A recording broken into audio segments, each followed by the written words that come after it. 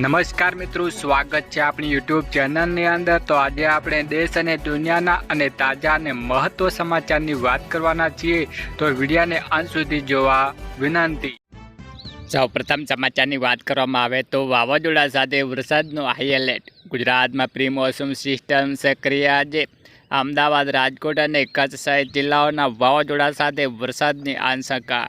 ગુજરાત સહિત સમગ્ર દેશમાં વાતાવરણના મિજાજનો મોટો પલટો આવ્યો છે, જેમાં ઉનાળાની ઋતુની તેના અંતિમ તબક્કા છે, ત્યારે પ્રી મોન્સૂન એક્ટિવિટી ચક્રવાતી સિસ્ટમ સક્રિય થવાને કારણે ઠેર ઠેર કડાકા ભડાકા સાથે વરસાદનો માહોલ જામ્યો છે।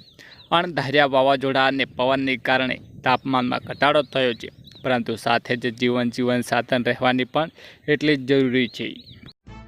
વધુ આગળ વાત કરવામાં આવે તો તૈયારી રહે, જો મોંઘવારી વધી શકે છે। ચિંતાજનક સમાચાર, પેટ્રોલ ડીઝલના ભાવને લઈને થઈ શકે છે વધારો।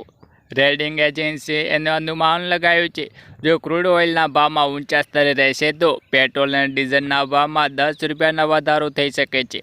આની અસર પરિવહન ખર્ચના વધારા દ્વારા સમગ્ર અર્થતંત્ર પર પડે છે, જેને કારણે ખાદ્ય ચીજવસ્તુઓ અને અન્ય ચીજવસ્તુઓનો ફુગાવો વધશે। રિપોર્ટ અનુસાર કાપડ, ગ્રાહક ઇલેક્ટ્રોનિક્સ, લાકડાનું ઉત્પાદન, સિમેન્ટ અને સિરામિક જેવા ક્ષેત્રોનો પણ ખર્ચ વધારાની ધારણા છે। વધુ આગળ વાત કરવામાં આવે તો આ વર્ષે દુકાળનો ખતરો, ચિંતા। સંયુક્ત રાષ્ટ્રને ચેતવણી આપી દીધી છે કે આગામી થોડા અઠવાડિયામાં અલ નિનોનો એક નવો ખતરનાક તબક્કો શરૂ થઈ શકે છે, જે પહેલાંથી જ આબોહવા પરિવર્તનની પીડાતા ગ્રહના તાપમાનમાં વધુ વધારે કરશે। વિશ્વમાં હવામાન સંગઠન દ્વારા જારી કરાયેલી ચેતવણીમાં જણાવ્યું છે કે 2026 બાદ મહિનામાં દરમિયાન અલ નિનો વધુ મજબૂત થવાની ધારણા છે, જેને કારણે વિશ્વના ઘણા ભાગોમાં ગંભીર અને પ્રાકૃતિક હવામાન સર્જાઈ તેની ભારતીય ચોમાસાને પણ નબળો પાડી શકે છે અને આફ્રિકામાં કેટલાક ભાગોનું દુષ્કાળનું કારણ બની શકે છે। જેને વિપરીત દક્ષિણ અમેરિકા જેવા વિસ્તારોમાં ભારે વરસાદનું પૂરતું જોખમ વધારે છે। ઐતિહાસિક રીતે અલ નિનોની ઘટનાઓને વ્યાપક નિષ્ફળતા વિશ્વભરમાં ખાદ્ય પદાર્થોના ભાવમાં વધારો અને નોંધપાત્ર આર્થિક નુકસાનનું કારણ બની શકે છે। સૌથી અગત્યની વાત કરવામાં આવે તો ખેડૂતોને 10,000 રૂપિયા હપ્તા આપવાની માંગ। ઉપાધ્યક્ષ જગદીશ કનખડે ખેડૂતોને પાત્ર ખોરાક આપનારા જ નહીં, પરંતુ દેશના ભાગ્યને ઘડવૈયાઓ પણ ગણાવ્યા છે। તેમણે કહ્યું કે વિકસિત ભારતનો માર્ગ ખેતરમાંથી પસાર થશે અને ત્યારે જ શક્ય બની શકે છે, ત્યારે આપણા ખેડૂતોને સંપૂર્ણ ટેકો આપીને તેના પ્રધાનમંત્રી કિસાન સન્માન નિધિ યોજનામાં વધારો કરવાની જરૂરિયાત પર ભાર મૂકતા કહ્યું છે કે હાલમાં આપવામાં આવતી 6,000 રૂપિયાની રકમ ફુગાવા અનુસાર વધવી જોઈએ। તેમણે સૂચન કર્યું કે આ સહાય સીધી ખેડૂતના પરિવારોને આપવામાં આવે તો ઘણો ફાયદો થશે। તેમનું માનવું છે કે ₹6,000ને બદલે હવે 3,000 રૂપિયા થવા જોઈએ। વધુ આગળ વાત કરવામાં આવે, યુદ્ધ વચ્ચે ભારત માટે ખુશખબર। અમેરિકા અને ઈરાન વચ્ચે ચાલી રહેલા ઘર્ષણોને પગલે ઈરાન દ્વારા હોર્મુઝ સ્ટ્રેઇટમાં પસાર થતા કોમર્શિયલ જહાજો પાસેથી ટેક્સ વસૂલવાની કામગીરી શરૂ કરી દેવાનું જાણવા મળી રહ્યું છે। બીજી તરફ હોર્મુઝ સ્ટ્રેઇટ મામલે અમેરિકા અને ઈરાન વચ્ચે લાંબા સમયથી વિવાદ ચાલી રહ્યો છે। દરમિયાન હોર્મુઝ સ્ટ્રેઇટમાંથી ભારતના 13 જેટલા જહાજો કોઈ પ્રકારનો ચાર્જ ચૂક્યા વિના જ પસાર થવાનું પેટ્રોલિયમ મંત્રીએ જણાવ્યું હતું।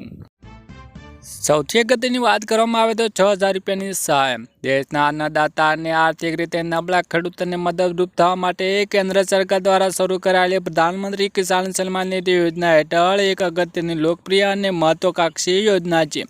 આ યોજનાને અંતર્ગત પાત્ર ધરાવતા ખેડૂતો માટે દ્વારા દર વર્ષે 6,000 રૂપિયાની આર્થિક સહાય પૂરી પાડવામાં આવે છે, જેમાં 2,000 રૂપિયાના હપ્તા 3 સરખા હપ્તા સુધી જ ખેડૂતોને બેંક ખાતામાં ટ્રાન્સફર કરવામાં આવે છે।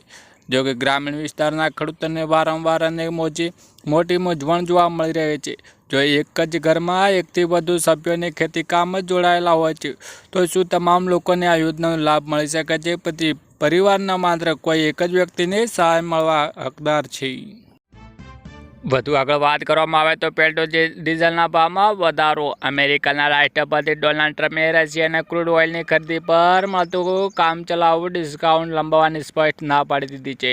હોર્મુઝ કટોકટી વચ્ચે લેવામાં આવેલા મોટા નિર્ણયોથી વૈશ્વિક તેલ બજારમાં હડપતિ મચી ગયો છે, જેને કારણે આગામી દિવસોમાં ભારત પેટ્રોલ, ડીઝલ અને અન્ય ઇંધણના ભાવ ફરી વધવાની પૂરેપૂરી શક્યતા છે. ક્રૂડ ઓઇલની મોંઘું થવાની માત્ર ભારત જ નહીં પરંતુ આખી દુનિયામાં મોંઘવારી વધવાનો ખતરો ઊભો થયો છે. સૌથી અગત્યની વાત કરવામાં આવે તો આધાર કાર્ડના નવા નિયમો. Unique identification level payment authority of ઇન્ડિયાની આધાર કાર્ડ એનરોલમેન્ટ અપડેટ માટે સ્વીકાર કરવામાં આવતા દસ્તાવેજોની યાદી અપડેટ કરી દીધી છે. નવી વ્યવસ્થા હેઠળ ઓળખ, સરનામું, સંબંધ, જન્મ તારીખ પ્રમાણપત્ર તરીકે વધારે દસ્તાવેજ માન્ય ગણવામાં આવે છે. જારી નથી સત્તાવાર દસ્તાવેજ યાદી સાથે આધાર કાર્ડ એનરોલમેન્ટ અને અપડેટ નિયમોનો પણ ફેરફાર કરવામાં આવી રહ્યો છે. તેનો ઉદ્દેશ્ય આધાર કાર્ડ બનાવવા માટે અપડેટ કરવાની પ્રક્રિયા સરળ બનાવવાનો. આધાર કાર્ડ નવા નિયમોની નવી વ્યવસ્થા ખાસ કરીને બાળકોને, કાનૂની વાલીઓને, ટ્રાન્ઝેક્શન લોકોને, QCI કાર્ડ ધારકોને વિદેશી નાગરિકો માટે પ્રક્રિયા સરળ બનાવવા માટે ધ્યાન કેન્દ્રિત કરે છે. એટલે કે માટે સ્વીકાર માટે આ દસ્તાવેજોની યાદીનો સંકલ્પ વધારી શક્યું છે.